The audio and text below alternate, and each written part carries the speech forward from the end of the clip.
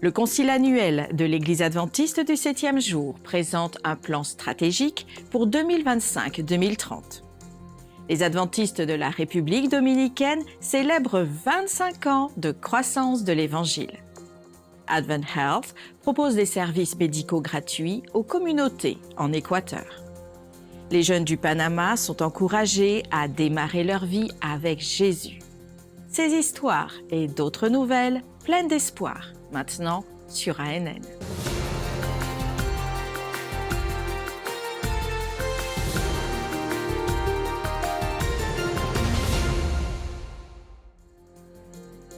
Les dirigeants adventistes ont présenté le plan stratégique quinquennal pour 2025 à 2030 lors du Concile annuel de 2023, l'une des réunions administratives les plus importantes de l'Église adventiste du 7e jour. Sous le thème « Choisi pour la mission », les réunions se sont tenues du 5 au 11 octobre au siège mondial des adventistes du 7e jour à Silver Spring, dans le Maryland, aux États-Unis.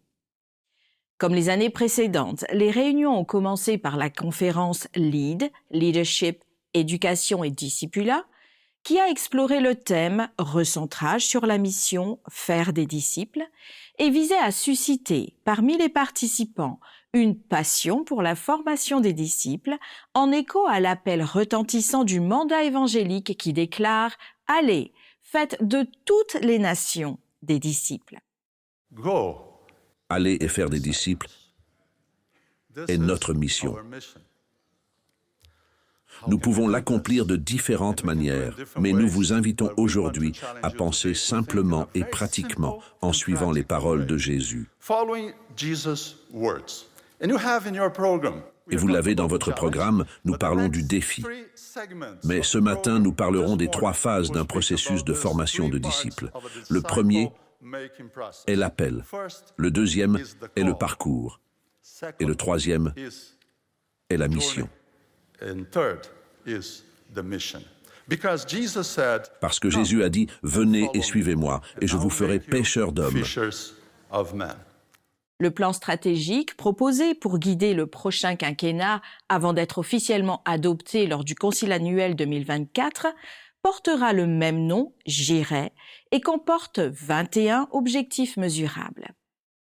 Ces objectifs permettront aux membres et aux dirigeants du monde entier de comprendre clairement l'intention du plan. Il comprendra 4 priorités stratégiques. D'abord, une communion avec Dieu. Deuxièmement, l'identité en Christ.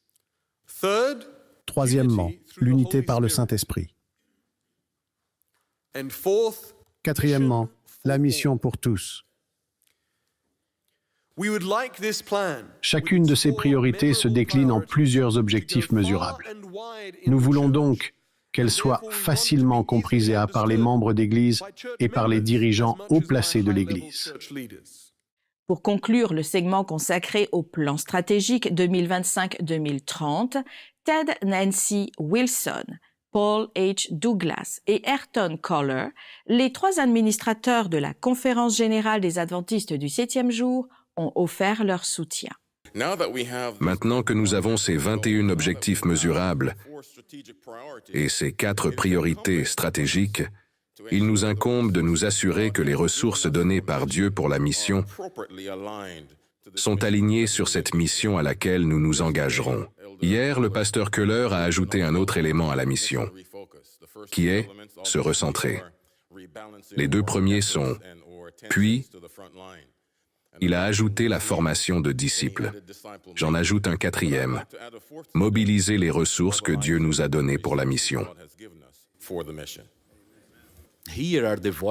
Voici les voix et les mains. Nous planifions pour l'avenir, mais se refocaliser sur la mission peut commencer maintenant. Laissez-moi souligner quelque chose.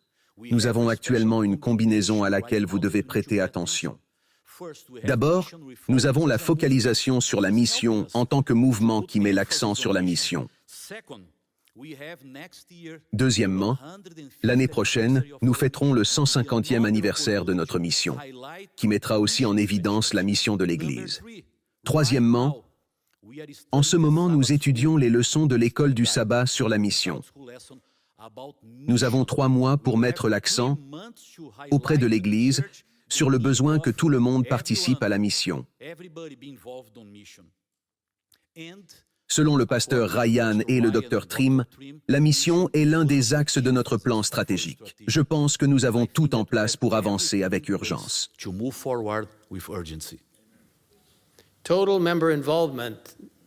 L'implication totale des membres, pasteur Ryan, est essentielle car Dieu ne demande pas à cette assemblée d'accomplir simplement la mission. Il demande à chacun d'être impliqué, de faire quelque chose pour Jésus. Cette opportunité est pour tous.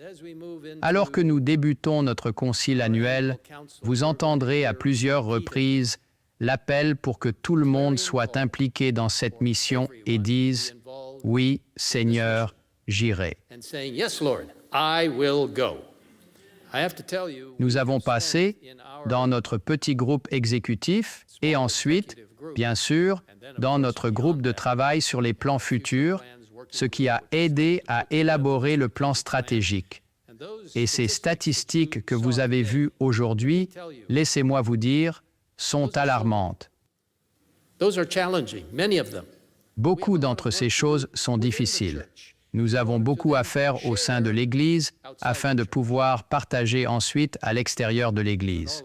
Mais nous tous pouvons faire partie de ce plan stratégique en disant « Oui, Seigneur, j'irai ». C'est pourquoi l'implication totale des membres, le ITM mondial, est si important. La semaine prochaine, nous partagerons d'autres moments marquants du concile annuel de l'Église adventiste du 7e jour. Plus de 1700 jeunes adventistes du Panama se sont réunis pour le premier congrès national de la jeunesse de l'Église. Les participants du Costa Rica, de la République dominicaine et de la Colombie ont également assisté au programme de 3 jours, intitulé en français « Redémarrer ». Arnold Cruz, pasteur adventiste de Floride aux États-Unis et conférencier principal de l'événement, a exhorté les jeunes à s'éveiller spirituellement et à accepter de vivre avec Jésus. Les programmes comprenaient des sessions générales et des séminaires sur le leadership et le discipulat. De plus, les jeunes se sont engagés dans des activités de service telles que le don de sang, la distribution de littérature et la prière et le soutien, tous deux proposés aux passants sur les places publiques et dans les rues de la ville. Les dirigeants de l'Église adventiste au Panama ont déjà fixé leur objectif sur le prochain congrès de la jeunesse qui aura lieu en 2025. Ils se sont réjouis de voir les jeunes s'engager envers Dieu, l'Église et la mission. La campagne d'évangélisation Hope for Africa, Espoir pour l'Afrique, s'est tenue à Nairobi, au Kenya. Pendant cette initiative, plus de 100 000 personnes ont été baptisées dans les régions du centre et l'est de l'Afrique. Noël Sibanda nous en dit plus.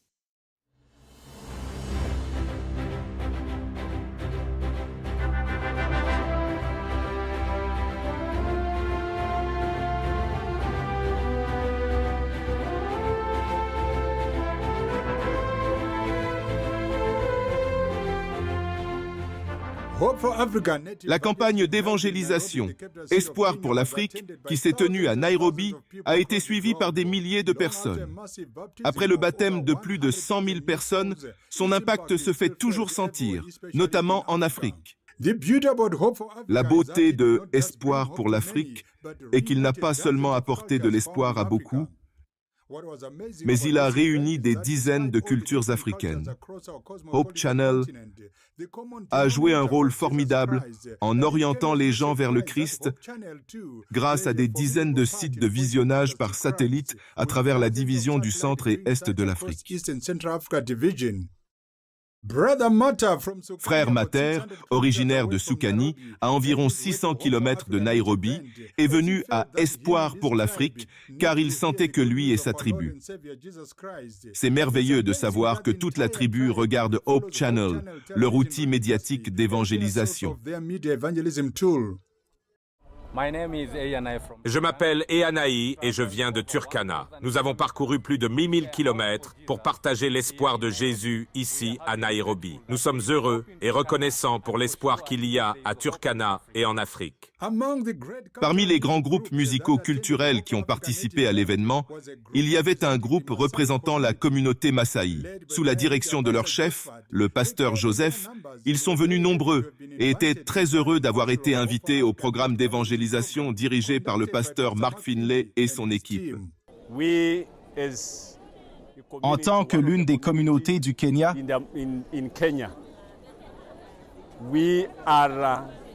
nous avons vraiment cet espoir en notre Seigneur. Nous sommes tellement contents d'être venus ici pour témoigner du lancement de cet événement. Nous sommes tellement enthousiasmés par le message que notre prédicateur, un homme et serviteur de Dieu, Mark Finlay, a présenté aujourd'hui qu'un jour, nous chanterons ensemble avec ceux qui recevront cet espoir. Être invité et venir d'aussi loin que 350 km signifie beaucoup pour eux. Cette invitation leur a apporté de l'élan et un encouragement à croire qu'en effet, en Jésus, nous sommes un. Je m'appelle Adiana McClory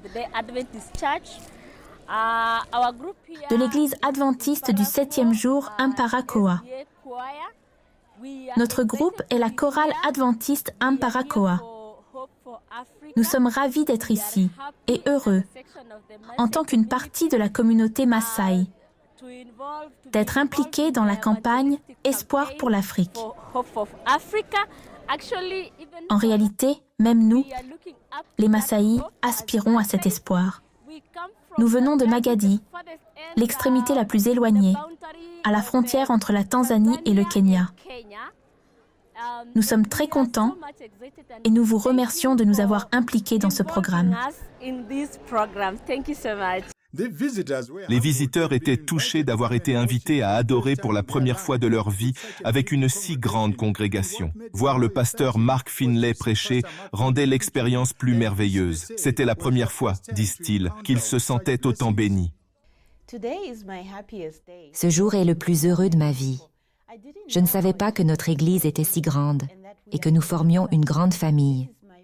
C'est la première fois que j'adore avec autant de gens et que je vois le pasteur Finlay prêcher, tant d'humilité. Je suis si heureuse.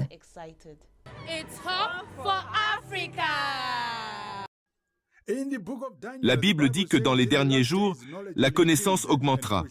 Cela se produit dans notre génération actuelle grâce à la radio, aux réseaux sociaux et à la télévision. Nous remercions Dieu pour la technologie et nos dirigeants qui l'utilisent comme outil d'évangélisation. Cet événement historique, Espoir pour l'Afrique, a apporté beaucoup d'espoir à de nombreuses personnes grâce à Hope Channel. Et la présence de divers groupes culturels était un témoignage vivant de cet événement majeur. La campagne Espoir pour l'Afrique, présentée par le pasteur Mark Finlay, s'est terminée ici, au Kenya, dans la division du centre et est de l'Afrique. Noël Sibanda pour ANN, depuis Nairobi, au Kenya. Advent Health a entrepris son premier voyage missionnaire en Équateur et offert des services médicaux aux communautés de Quito et Machachi dans la région nord du pays. Plus de 1400 personnes ont bénéficié de cette initiative qui fait partie d'une alliance internationale entre Advent Health et la clinique adventiste de Quito. L'équipe médicale était composée d'environ 40 personnes, des locaux et des étrangers, dont des spécialistes en neurologie, en oncologie et en dermatologie. Ils ont établi une petite pharmacie sur place pour distribuer des produits pharmaceutiques aux patients.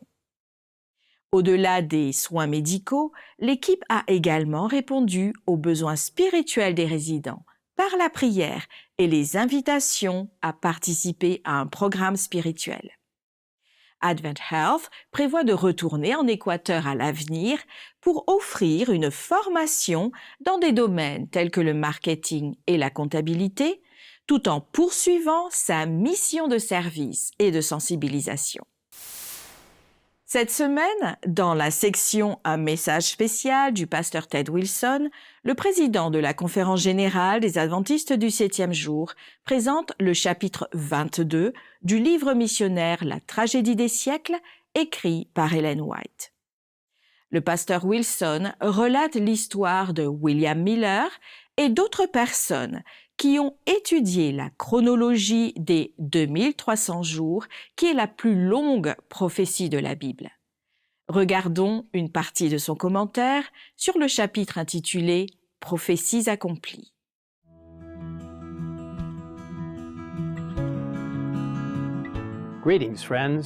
Salutations, chers amis. Aujourd'hui, alors que nous poursuivons notre voyage à travers le livre « La tragédie des siècles », nous examinerons le chapitre 22, intitulé « Prophéties accomplies ». Si vous regardez ces vidéos pour la première fois, ou si vous n'avez pas encore téléchargé ce livre, je vous invite à vous en procurer une copie gratuite dès aujourd'hui sur le site qui s'affiche sur votre écran.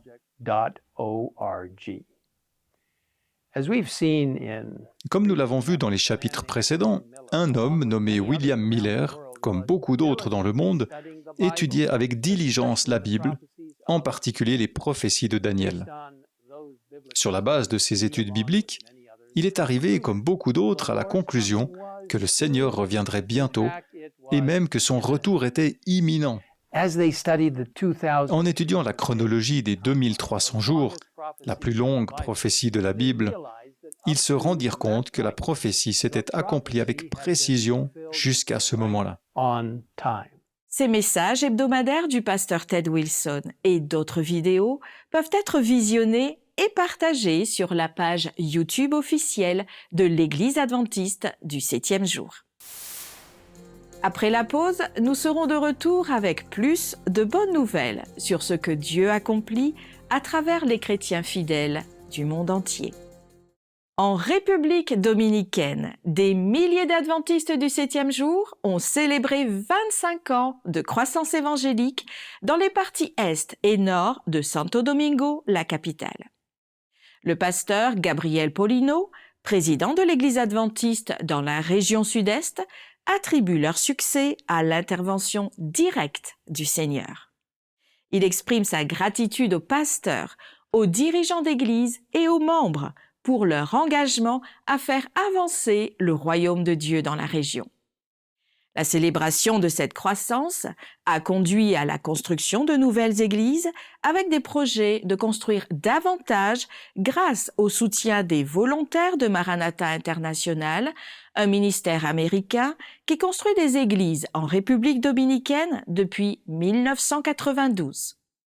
Don Noble, président des volontaires de Maranatha International, a annoncé des plans pour construire des dizaines d'autres églises dans les 2 prochaines années pour la gloire de Dieu.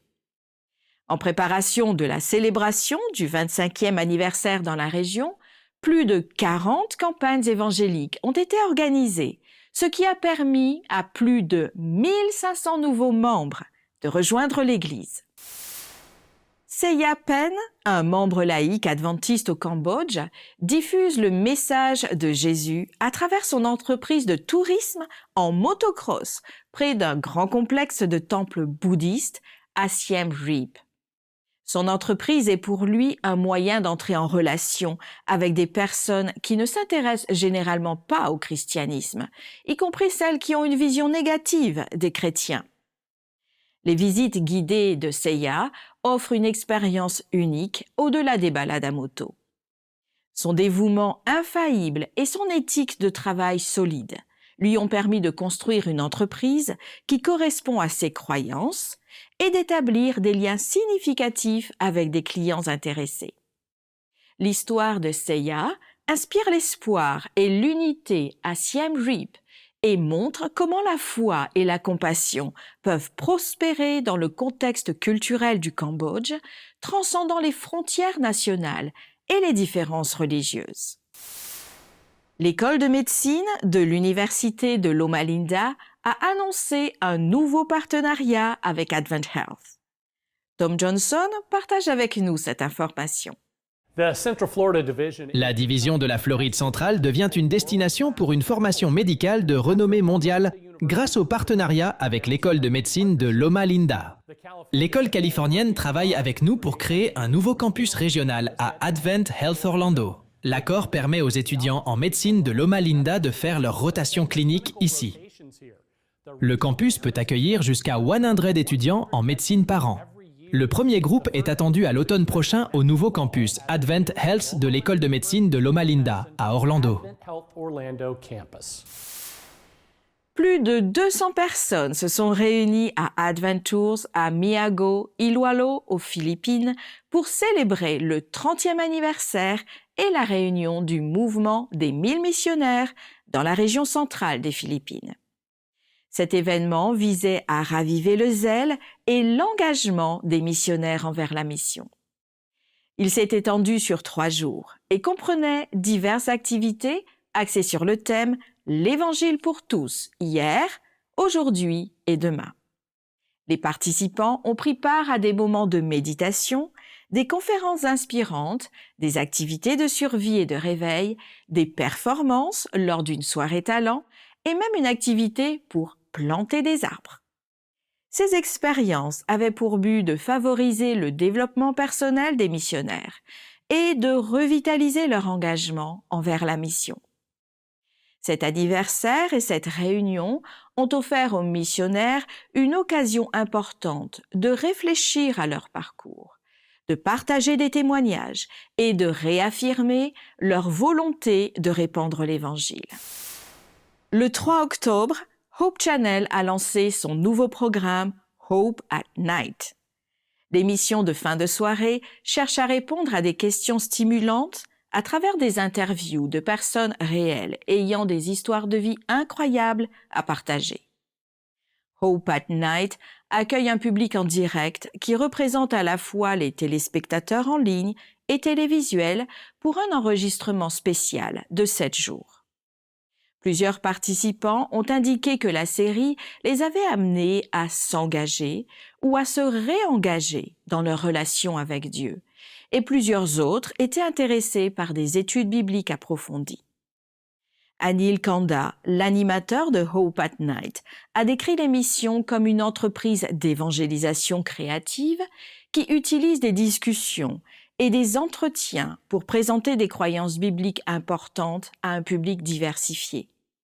L'émission conclut chaque épisode par une invitation aux téléspectateurs à chercher Dieu et à découvrir la vérité. Pour plus d'informations sur Hope at Night et ses histoires de transformation, visitez le site officiel de Hope Channel sur hopetv.org. La mission adventiste nous raconte l'histoire de David, un garçon camerounais qui depuis 8 ans partage sa nourriture avec ses camarades d'école. Il est heureux de suivre les conseils de Jésus. Il y a plus de bonheur à donner qu'à recevoir. Une partie de l'offrande du 13e sabbat de ce trimestre aidera à construire une école adventiste du 7e jour au Cameroun où les enfants apprendront la joie de partager les bénédictions de Dieu avec les autres. À 6h du matin, David est habillé et prêt à quitter la maison pour se rendre au jardin d'enfants. Sa mère lui tend son sac à dos, rempli de manuels scolaires, de papier, de crayons et surtout d'un petit déjeuner. Le petit déjeuner était un délicieux morceau de pain. Le jardin d'enfants commence à 7h. Après quelques leçons, c'est enfin l'heure du petit déjeuner.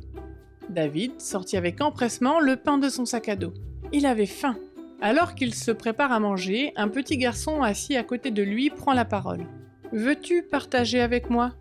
a-t-il demandé. David s'aperçoit que le garçon n'a pas de pain. Sa mère n'avait pas préparé le petit déjeuner pour lui. David arrache un morceau de son pain.